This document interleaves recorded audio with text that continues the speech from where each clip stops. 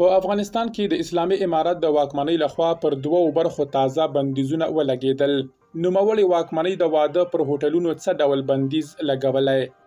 بلخوا راډیوګانې هم د دغې واکمنۍ لخوا بندي شوي دي. خو ولې او په کوم لامل؟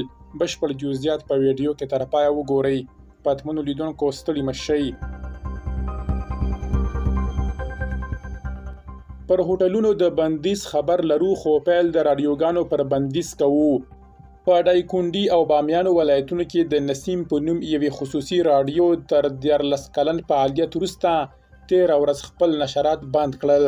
د دغې راډیو پر فیسبوک پاڼه لیکل شوي چې که وضعیت برابر شي نو بیرته به خپل نشرات پیل کړي. که څه هم د دغې راډیو مسؤلانو د نشراتو بندولو لامل نه دی ویلی، خو تر دې وړاندې په دایکنډي ولایت کې د دغې راډیو خپرونې د طالبانو د اطلاعاتو او کلتور وزارت لخوا د غیر قانوني خپرونو په دلیل د 6 میاشتو لپاره بندي شوې وې. همداراز سرچینې وایي څو ورځې وړاندې طالبانو د دې راډیو مسؤل مدیر او څو نور خبریالان نیولي وو او په مشروط ډول بیا خوشي کړل. د کابل په 4مه کارته کې د طالبانو د امر بالمعروف لخوا یو شمېر هوټلونه د دوی له هغه امر څخه د سرغړونې په جرم 3 ورځې بند شوي چې ولې یې د ښځو لپاره ځایونه نه دي بیل کړي.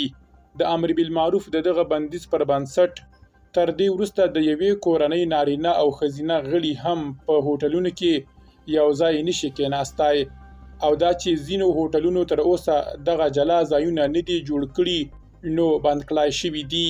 یوې سرچینې زاویې رسنۍ ته ویلي د هوټلونو صنعت د سقوط په حال کې دی.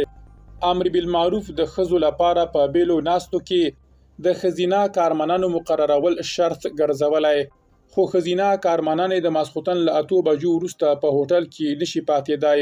هوټلونه خو وي د شپې لپاره. ټوله موخه همدا ده چې هوټلونه بند شي.